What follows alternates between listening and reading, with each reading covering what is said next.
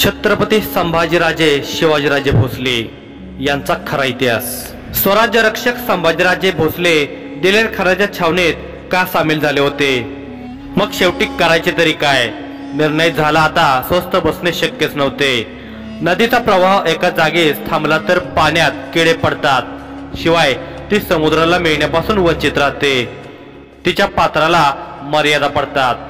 पराक्रमी पुरुषाच्या बाबतीतही हेच संभवते आणि म्हणूनच येथे पराक्रमाची शर्त करण्याची संधी मिळत नसेल तर दुसरीकडे शोधायला काय हरकत? सरळ मोगलांच्या पोटात घुसू, पराक्रम गाजवू, तेही लोकात झेंडा उभारू आणि गनिमाचे पोट फाडून बाहेर येऊनच भव्य दिव्य पराक्रम करून जगाला शिवपुत्राची ओळख पटवून देऊ। निर्णय झाला। शंभूराजे दिलेर खानाला जाऊन सामील झाले।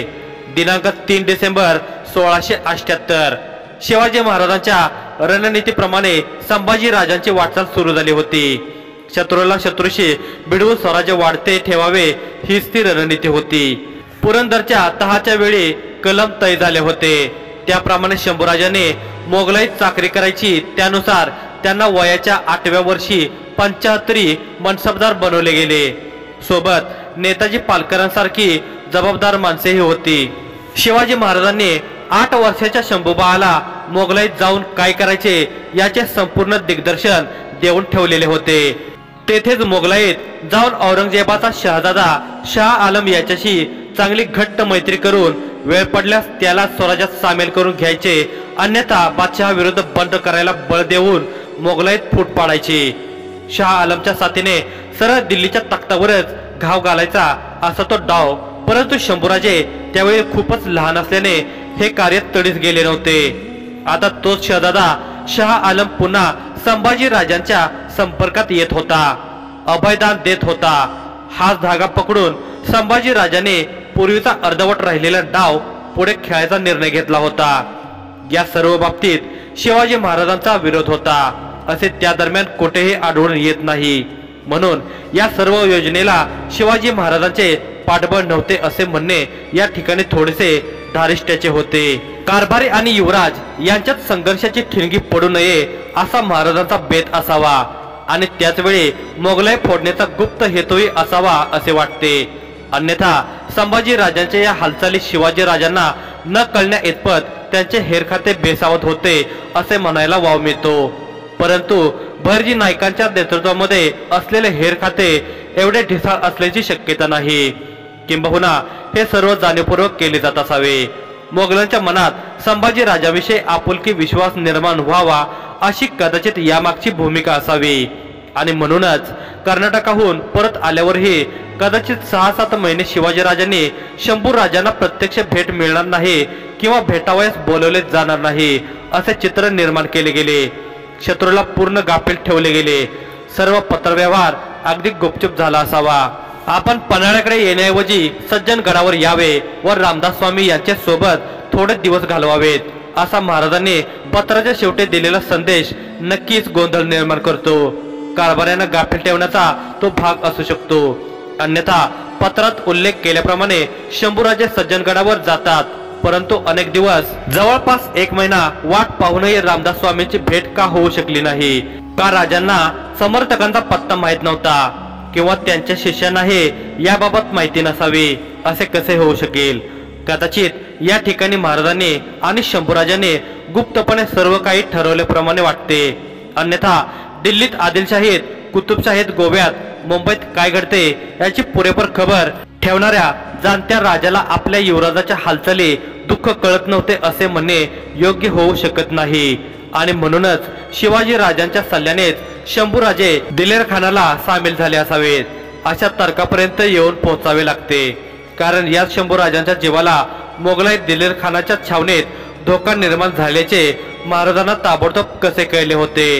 त्याचप्रमाणे राजाने या संपूर्ण गोष्टीची योग्य वेळेत माहिती विजापूरकरांनाही दिली होती व संभाजी राजांना गरज पडल्यास तिकडच्या अंगाने तशी मदत मिळावी अशी व्यवस्था केली होती।